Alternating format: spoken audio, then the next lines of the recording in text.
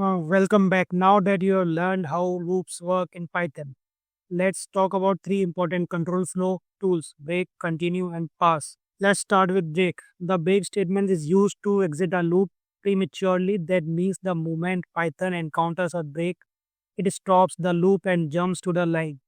After the loop, let's try this out. Once a new file and name it break.py. Now let's say we want to stop printing once we hit 15. You can modify the code like this for I in range 0 to 19. Print I.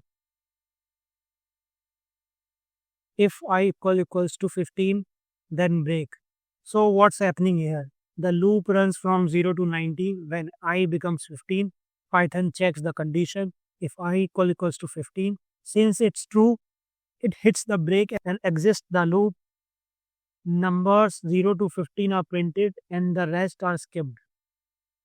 Let's run it and it stops right after 15.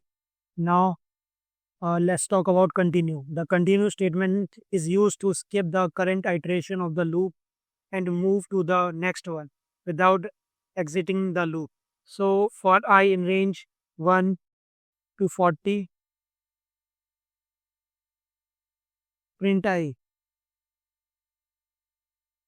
If I equals to 13, continue. What happens here? The loop runs from 1 to 19, where I is 13. Continue tells Python, hey, skip whatever comes next and jump to the next iteration. So 13 is skipped and the rest of the numbers are printed. Let's run it. You will see the output is 1, 2, 3, 4, 5, 6, 7, 8, 9, 11, 12, and you can see the 13 was skipped and the rest was printed. Exactly what we wanted. The main key differences between break and continue: break stops the entire loop and continue skips one iteration only. Now the Python statement.